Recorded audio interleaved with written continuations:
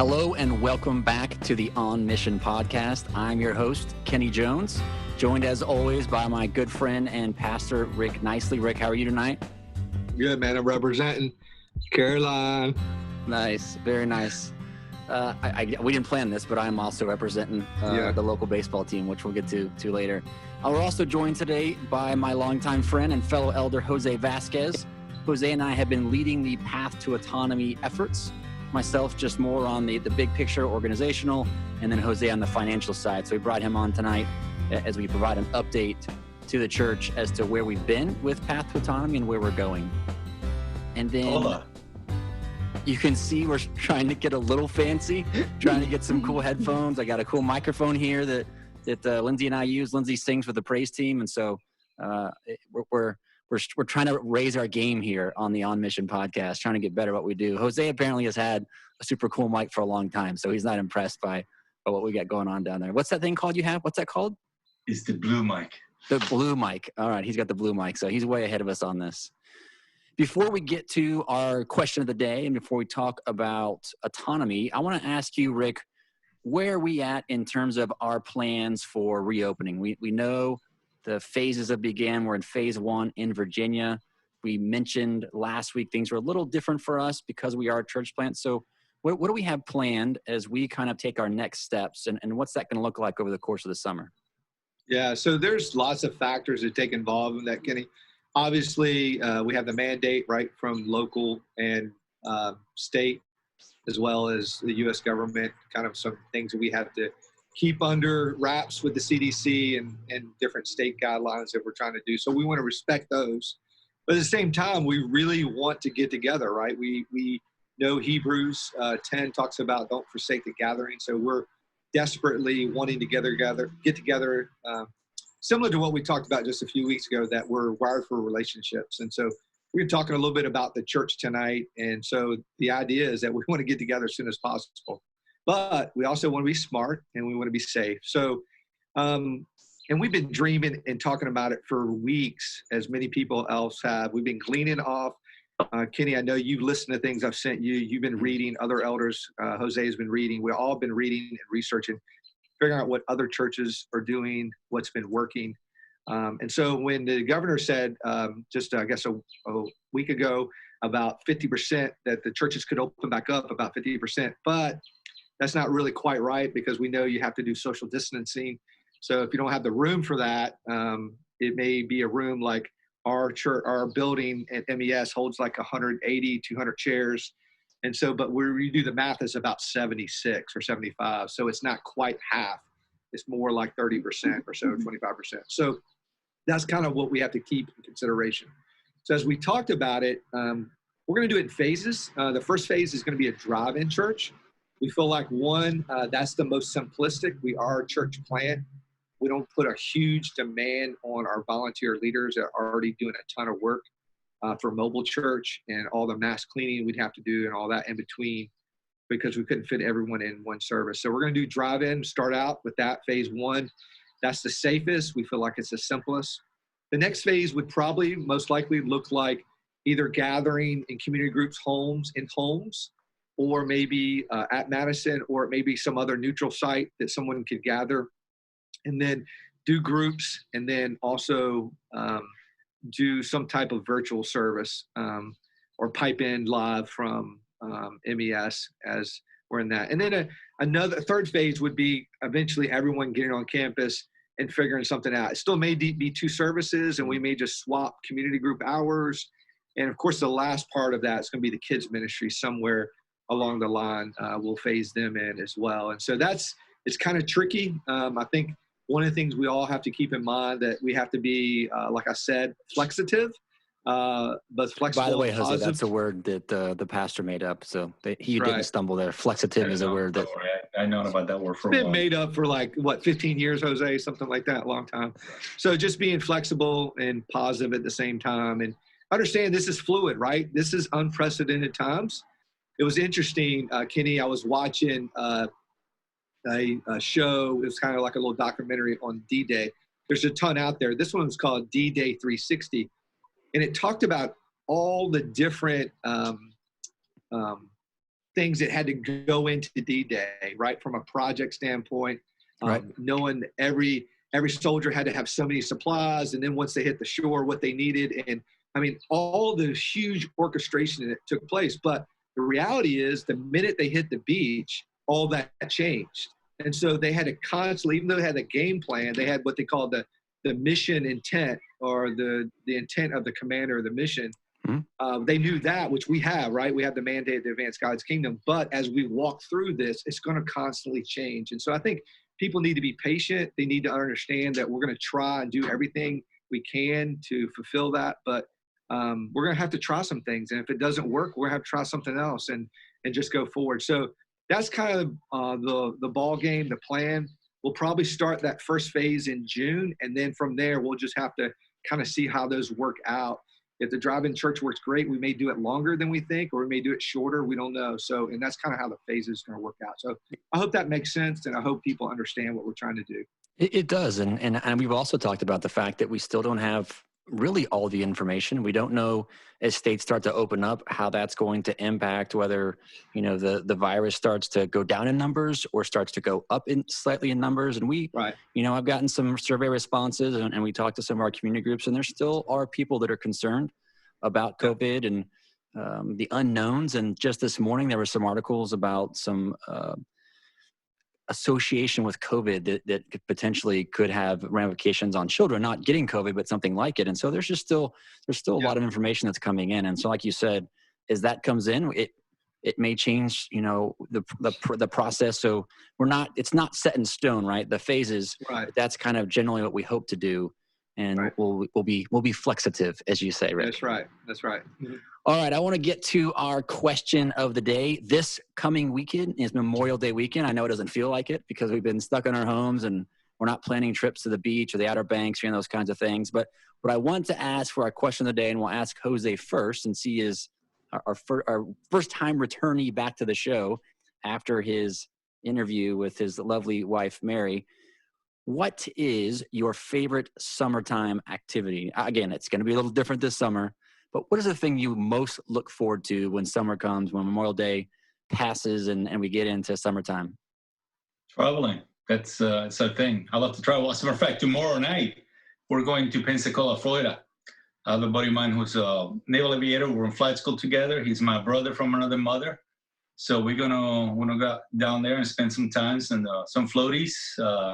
He's been hibernating. We've been hibernating. So we're pretty sure that we'll be okay. Going to go on bike rides and hopefully get some miles down. I have not done so. Awesome. Yeah, go ahead. No, you're good. Anything else?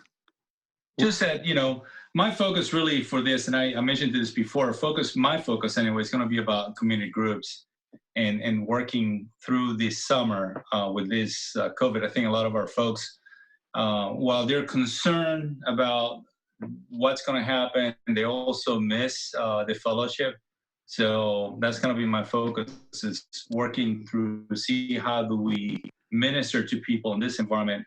And I'm thankful that the leadership met and we talk about breaks for the summer. We're not going to do what we did last year. We're going to try to stay together and get through this, because I think it's going to take a while before we recover.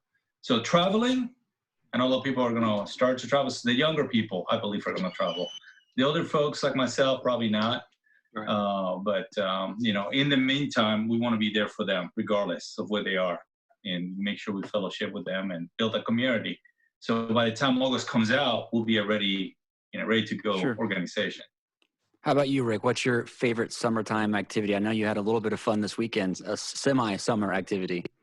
Yeah, we just did a little day trip up to Falls Church. I had never been there. Beautiful. Beautiful. So pictures. That probably is, so that's probably one of my favorite things to do is get in the water, whether that's a pool, but primarily I love a river or a lake. Our girls and I discovered a couple reservoirs last year. And so one of those is Able Lake. If you haven't been there, it's beautiful.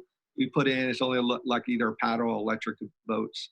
And so we have a little daredevil in us, and there's some cliffs. They're not the real high ones, but we found some. Our girls are willing to jump off probably about 12 or 15 foot up. And it's super steep and it's like straight down. So I checked it all out. But we go over there and jump off that and just have a good time in the water and fish. And Yeah, it's a good time. So anything around water, it's great, Well, but not the beach. Jose missed. That's funny because Jose, you like the beach. I remember when we talked to you, Yeah. you and Mary are big beach fans. Rick and I confessed last week we could do without the beach. Doesn't a lake, right? We like lakes and rivers. Yeah. Just the beach isn't for us. Yeah. So for me, I'm pretty much telegraphing. I go to at least 5 or so baseball games during the summertime at various parks. My in-laws live near the Hickory Crawdads. We lived near the Down East Wood Ducks for the last 2 years, and I was super excited about coming back here and having the Fred Nats as the local team. Jono and I, we both have season tickets to the Fred Nats, and I don't know if we're going to get in the park. I don't know if there's going to be any baseball anywhere. We might get to watch baseball without fans, but there's just something about taking your family. When you go to a minor league baseball game, it's not expensive. The food's not expensive. The drinks aren't expensive. The T-shirts and things like that. You could take, for one ticket to a major league game, you could take the whole family and have a blast. And there's just so many fun things going on at a minor league baseball game. It's one of my favorite things to do in the summer. If you checked my Facebook timeline, you would just see pictures after pictures of big old gatherings of different groups of family at a baseball park. So I hope next summer we get to get back to minor league parks and into whatever they decide to call Fred Nat Stadium. Okay, Rick, I want you to take us back to 2016. I know you talked about this when we interviewed you and Michelle, but for folks that maybe missed that podcast or maybe missed the few times you've talked about this from the pulpit, take us back to 2016 when Spotswood decided that they wanted to plant churches locally, and then kind of your role in that, and then your call to be a church plant pastor. Yeah, I think you have to go. I'm not going to go back too far and make it too long, but I think you have to go all the way back to 2006 when the first year Michelle and I in the high school ministry went to Seattle, Washington. We took our first group. In fact, Jose, I think Charlie and Vicky may have been on that trip, if I'm not mistaken, one or both of them. And so we took, 35 students to Seattle and worked with a church plant there the very first time. And from that point on, I really, really had a heart for church planters. Loved working with them. And I think primarily it was the simplicity of it. Not that when I say simplicity, I do not mean easy, okay? But the simplicity of it was that it was all about God and all about people. And so you didn't have a lot of the big programs. You didn't have a lot of the fancy worship or fancy buildings or any of that type of thing. It was just really about ministering and reaching people. And you did it really on a very relational way. You did backyard Bible clubs, and you did prayer walking, and you just met people in their homes and did that. And so that's really attractive to me because I'm a people person. And so I love being around people and encouraging them and just helping shape their influence in their life. But so we did that for over a decade. And then fast forward around 2015, 2016, we started doing ones local in the area. And probably about 9 years or maybe a decade, maybe around 2007, 2008, our staff started praying about planning. And I don't know why it took us so long, but it did. And then around 2015, 2016, Drew and the rest of the staff said, man, we really need to plant this next year. And so we dreamed about it. Several staff guys talked about partnering together to do it. And then it came down to end of 2016. We were looking at some other counties. And then God just led us to Caroline. And then the beginning of 2017, Drew approached me. And as I shared before, I never really saw myself as the lead pastor. I always saw myself as kind of a right-hand person, an Aaron or maybe a Joshua, never really a Moses. But as we know, Joshua eventually took over, right? He led him to Promised Land. And that's kind of where God led me to bring about the name for River Rock Church, where it was similar but different. Just as Moses had been the leader, God allowed Joshua to take over and then lead in a new way. So that's kind of where similar but different. And so that's kind of how God led us to that. Yep. And then, I don't know if you've got two Marines here who are used to kind of developing a plan of action, and I don't know if that played into kind of you bringing on Jose and I and how that transitioned. Yeah. So you and I obviously have had a friendship for the last decade. And so we knew that you guys had been here and then gone and been here and then gone. And we knew that you were probably going to be coming back because me and you had talked. And me and you had talked about you and your family being a part of our church plant and I really told you I wanted you on leadership. And so, and of course, Jose and I have been working together for a decade and a half. And so he had already been helping behind the scenes, just wasn't an elder, but really was doing almost the responsibility of an elder. When, as we talked about before, we knew we wanted to on-ramp some more elders. So we on-ramped you and Jose. And so you guys really took the lead on the autonomy side of things. So if you don't mind, just kind of unpack that a little bit for us as you guys came on last October, I think it was. So I think you brought Jose and I on about October timeframe. And even then, we had started to talk about some of the things we knew we needed to get accomplished in order to get to autonomy. And it might sound like that's a long time from October to August, but there are a lot of things that take quite a bit of time to accomplish. And so Jose and I, being former Marines, we kind of knew we needed to start getting things on the calendar. We needed to start setting deadlines because all of us are busy. All of us have a lot going on. You're incredibly busy. Every one of the elders is busy. And so if we don't give ourselves, we have to have this done by this period of time. We knew it wouldn't happen. And actually, Jono and I were sitting on my front porch one afternoon, just having a talk. And we said, we've got to now put it on the calendar, a retreat, so we can go away and work on the bylaws. Because that took, I want to say we spent a good 16 hours between 2 days on a Friday night and a Saturday night. And we didn't want to have, it's just, we're family people. And so if our family needs something, we're going to help them out. And so we went and we drove about an hour west of here and we spent 14 hours. And then that was a process of working with a lawyer to make sure that the bylaws agree with everything that's required of a church in Virginia. The other piece of that too is that you incorporate. So it's not that we're a corporation and we're going to be like a big business. It's just that with all the lawsuits that are filed right now against churches, it's best to be incorporated. So should the church get sued, nobody in the church is liable for that lawsuit. So it's just the institution of River Rock Church Care Line, God forbid if that should ever happen. And so those were the first two big steps for us, is to get those bylaws done.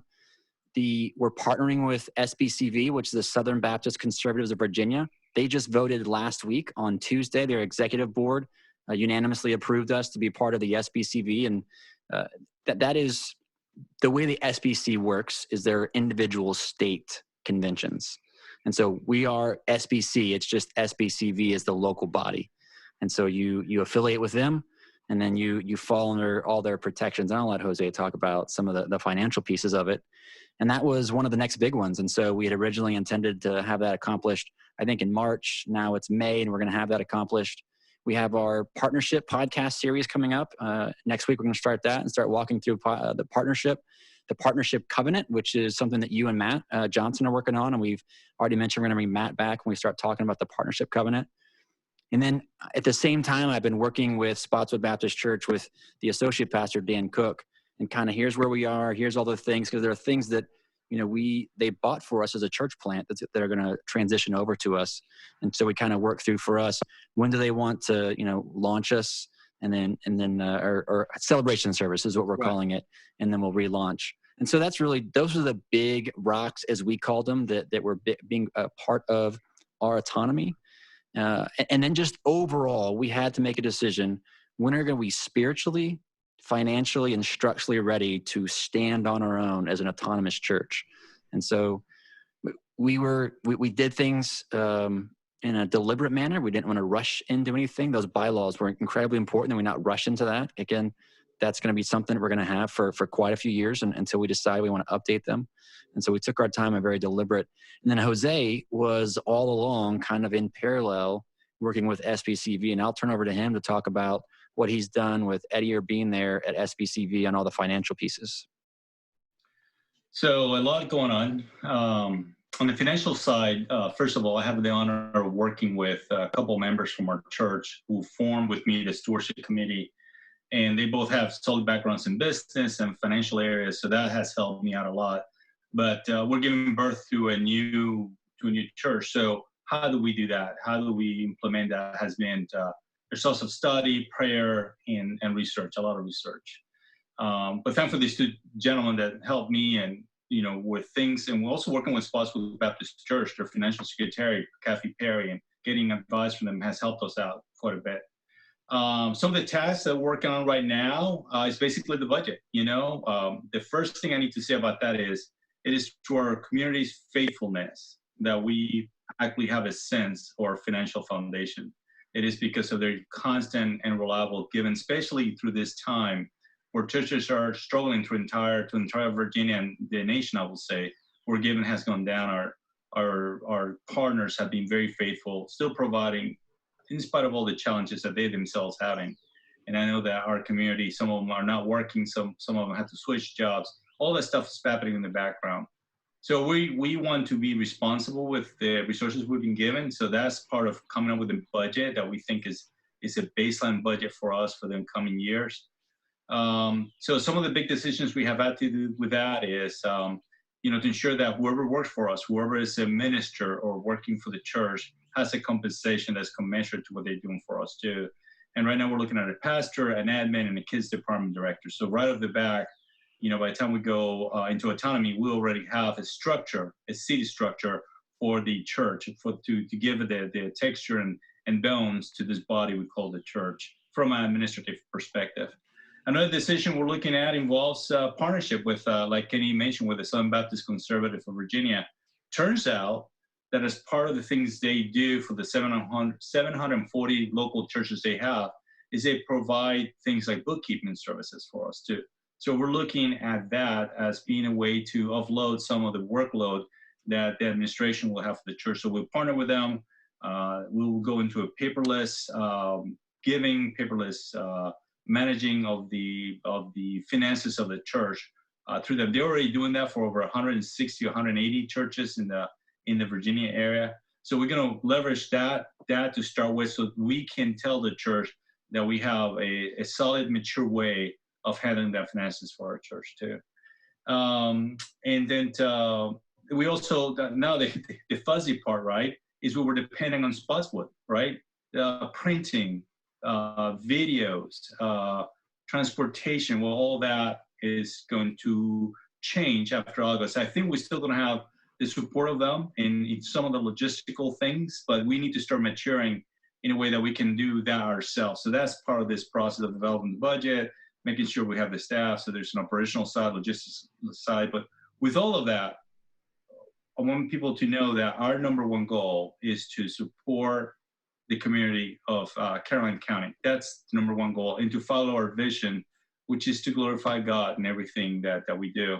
So pray for us, pray for the leadership, pray for me, for the stewardship committee, for the people that we may be hiring here. And, by the time we go autonomy, that God will give us discernment, and that in everything we do, we use wisdom in all of our actions, and that whatever we do will translate into fruits for the glory of God. And then Rick, and I want to commend both of you guys, you, Kenny, you, Jose, as well as the rest of our elders. You guys are doing a tremendous job.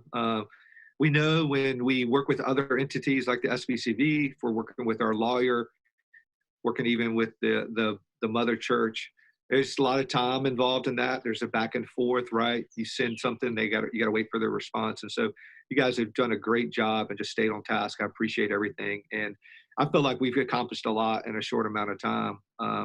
The goal was always to be autonomous from somewhere between year 3 to year 5. And we're going to hit it right at year 3, which is really incredible because, to be honest, guys, most churches that are church plants don't really become fully independent financially until year 5 or greater. They usually get support from lots of other churches. And so we're very fortunate. Our people have been very generous and faithful in their giving. So, and got to add to that, I was thinking it's going to take 5 years. Yeah. I know I'd say this. This is going to take a while, and yet I look back now and I see how God brought people, first you, then the elders, then Kenny, myself, and then in each step, in every edition, it was like a cornerstone to something we needed. Another break that was needed, we did not. We need it, and I think Kenny has done a fantastic job when he came on board to bring us back into task. We were focused on community, and all of a sudden, I'm thinking, it's going to take 5 years, and then certain people come in, Kenny gets in there, and all of a sudden, boom, we're looking at 3 years with a very mature approach, and it was not accelerated. It just the perfect pieces when they needed to be there to make it happen. Yeah. Thank you. And thank you, Rick, for your leadership. It's just been fantastic. And then in parallel, while Jose and I are doing all of these kind of administrative and legal tasks, Rick, there's a whole nother piece that I think people don't realize how big and how involved it is that we used that first episode to talk about our new name, River Rock Church Caroline. Right. Well, if you think about all the things that were in the church, there were notebooks, there were water bottles, there were T-shirts. There's all kinds of things that have Spotswood at Ladysmith. And so I don't want you to retell the name of River Rock Church Caroline. That's on that first podcast. But talk to me about all the work you've done to work on branding. And I don't mean that in a crass way, but we're going to have a new name and there's going to be a new logo. And that involved you doing a lot of work. That's quite a few hours you spent. Talk us about that. Yeah. So, you know, in our culture today, storing and branding is a big deal. And, it was 2,000 years ago, too. It just was different, right? I mean, Paul went about, if you will, I mean, you could say in some ways, he went about storytelling, he went about branding, if you will, proclaiming the Christ. I know when we say brand, we always think of like sports and entertainment, but that's not really what I'm talking about. But there's a recognition. I think in the old days, it was the fish emblem or another type of emblem they would have used to represent the way or the church. And so, I wanted to do something very simplistic, but I wanted to do something that really looked good as well. And so kind of bounced around some different ideas of people that I know that are designers and people have graphic backgrounds. And finally, we just went with a company and we contract them. And the good thing about the company we went with, they basically kind of have a contest. And so we were able to get dozens and dozens of designers to give in hundreds of designs. And finally, I kind of started narrowing it down and sent it out to you guys as elders, and then pulled some of your wives in, and then pulled people from outside the church and other people I know have backgrounds. And finally, COVID hit, which slowed way things down. I actually put it on delay for about 3 weeks or a month. And then we ratcheted it back up, and we finally came out with a design just a few weeks ago. And so we're super thrilled with it. We've got a design for the main church, as well as our students and kids ministry. And so we feel like it's going to do great. It represents who we are, and it's something that we can put on bumper stickers and hats and T-shirts. And again, just a way to tell the story about what God's doing through River Rock Church. So it was a lot of work involved. I'm not a designer. I'm not a graphic background, but I think I've worked around students and others long enough to know kind of what's appealing and what's not. Of course, I got a lot of feedback from other people. And, everybody has an opinion. So I wasn't short on what it looked like and what it didn't look like and so forth. But I think in the end, it turned out great. And we'll unpack that probably in the next month or so. We'll unveil it and start giving out some bumper stickers and other things we can spread the news about. So it's exciting. I mean, just like the name, you told us the name back in January at our retreat, and then we had to keep that a secret for many months. I've got that logo all over like my phone, whenever I do something for the church and I'm looking for a logo, I have to make sure I don't I think I actually grabbed the logo and I started to put it into the River Rock Report. And I realized, okay, we're not using that yet. So no one has seen that. We're going to have a special reveal, but it is an awesome logo. I love the colors. I love the idea behind it. And we're looking forward to rolling that out in June. And then it was important for you, both with the name and the logo, to work Caroline into it. And so that was, I know that was important for you. And I think people are going to be excited when they see the logo, just like the name. Like you said, you're kind of tentative about the name. You're like, I really hope people I hope it works good. I feel like God put this on my heart. I think people are going to be really excited when they see the logo. It's pretty nice. And then the last thing, next week, we start into our partnership series. Yeah. So if you wouldn't mind just giving us a sneak peek of what we're going to talk about and just to whet the appetite a little bit, why partnership? Why not just membership? What does it matter? Why do we have to use the word partnership? Yeah. I don't want to get too biblical, but I got my Bible here. And so I'm going to read. So first of all, I want to say this. There's nothing wrong with the word membership. I will just say I think partnership is more biblical, okay?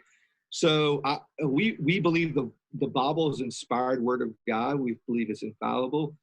We believe it's inerrant. We believe it is the one continuous narrative of the person and work of Jesus. So what we're saying is we believe the language in the New Testament Paul uses over and over is this idea of partnership. So let me read to you. It says this in Philippians 1, which is a great book to study the church and really what we should be as the church.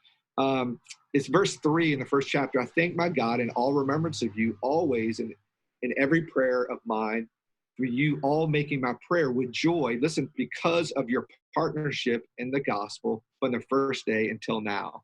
So that's the idea. I think about a rope intertwined.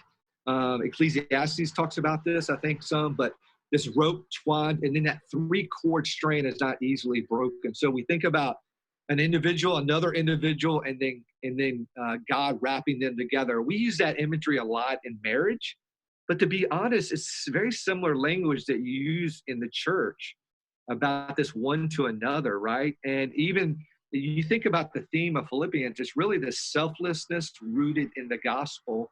The verse is really the theme for Philippians is this: only let your manner of life be worthy of the gospel, so that whether I come to you and see you or am absent, I may hear of you that you are all standing in, listen, one spirit, one mind, side by side for the faith of the gospel. That sounds like the church, right? So we're locking arms like this, arm in arm, working for the sake of the gospel. And it goes on to chapter 2 where it talks about we need to take the mindset of Christ, that we didn't come to be served, but to serve, to lay down your life.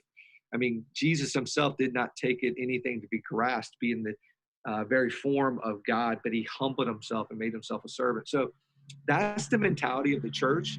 That should be our mentality as individuals as we partner in the gospel. So that's why we use the word partnership.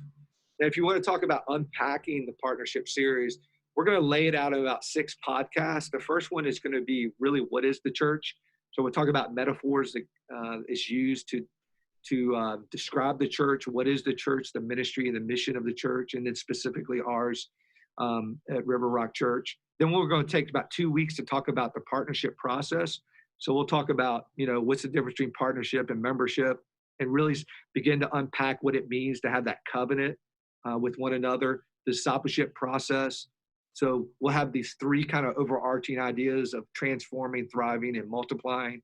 And then we'll talk about our core values and some of the sticking points that we find in the discipleship process. Because listen, we don't just want to see people come to our church and fill the seats. We want to make disciples, and we want to make disciple makers. So what we want to do is we want to make disciples that plant churches. Our goal is to advance the kingdom, and the greatest way and the most efficient way to do that is to plant other churches, because new churches, not only do they baptize more people, they reach more people. And so that's the whole goal. And that's what we saw Paul do as we read the New Testament. He went around all of Asia and just planting churches over and over. He would go somewhere, believers would rise up.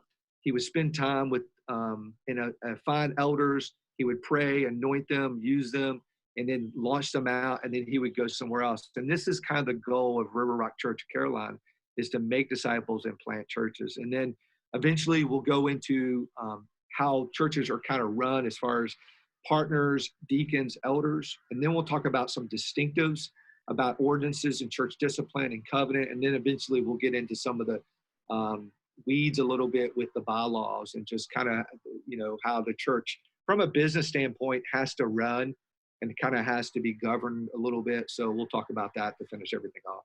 And I mean, this has certainly been a partnership for you and I, Jose. I mean, we talk probably, 3, 4, 5 times a week as we kind of pass off these tasks. I'll learn something, you'll learn something. And so it's been fun. I mean, I've known you for a long time, but certainly have not until this last, 6, 7 months that we've been doing this together, that you and I have talked almost every other day about a topic, whether it's just, daily church business or something with Path to Autonomy. And so I think even the eldership is a partnership that we're all working together, and you and I aren't doing it alone. We're running these things by the elders. You and I kind of have reporting things we do on Tuesday nights to the elders. Here's where we're at. Where do you guys want to go with this? You and I aren't making decisions. We're just trying to make sure we stay on task. And so I don't know about you, Jose, but it's been a fun partnership for us as we've worked through this Path to Autonomy. Absolutely. And, everybody has brought a gift that has complemented the team, and I think that's awesome. I think that's God's hands at work, and especially when I see you speaking Spanish, hear you speaking Spanish and throwing "hola" out there. Really, I know we're working close, amigo. And and guys, let's be honest with our people. There's a lot of hashing things out, right? So in those 17 hours we spent with each other over that weekend, there was a lot of hashing out. So, and as I've mentioned before, there's like, man, kind of get a little tight under the collar and like, I don't really like what they said, but then you just work it out. One, you stay humble. Two, you ask for God's spirit and wisdom to guide your hearts and not try to make it about your agenda, but what's God's best and what's God's plan for our church, because it's not about our preference. It's about God's plan and his purpose for us. So we all worked it out. Right. So, and I know some of our people are going to have questions, and that's why we're going to do a town hall down the road and some other things. And some people will be really excited about that. Other people are like, whatever, and so that's fine. But just let people know it's been a lot of prayer. It's been prayer and fasting, to be honest. A lot of hard work and a lot of time and energy and a lot of back and forth. We didn't decide on a lot of these issues right away. We had to figure it out and pray through it and come back together to figure it out. So. Well, that is all we're going to talk about tonight. We could probably continue to talk for another hour about partnership, but we're going to save that for, I think, the next 6 podcasts.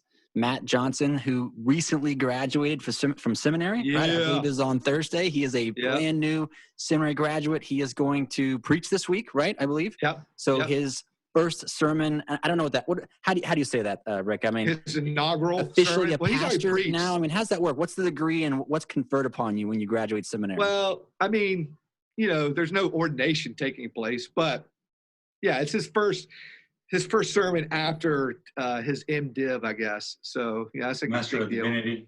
But that's exciting. That was a lot of hard work, and awesome. If you go look at Jess's Facebook and Instagram posts, she's super proud, and a lot of sacrifices for him to do that as he continues to have a job at Dogwood. And so congratulations to Matt. Yep. And we got some work for you. You're going to preach this Sunday. That's right. You're going to join Rick and I on Monday, and we're going to start working through the partnership series. We want to thank Pete. This has been one of the more challenging podcasts. You're not going to see it because we're going to cut it out, but my fire alarm went off 4 times. And so Pete's going to have a lot of work to do tonight to edit some of these things out. And then, but we are so blessed to have Pete. We're so blessed. I mean, we had some gremlins on Sunday, but he worked so hard to as quick as he could give us a solution so we could finish watching the sermon. And so we are so thankful for Pete and all he does for us. So thank you, Pete. Thank you for your hard work on Sunday and for the hard work you're going to have tomorrow to edit this podcast. We'll see you guys. Love you guys. Looking forward to seeing you guys soon. Adios. Peace out. Take care.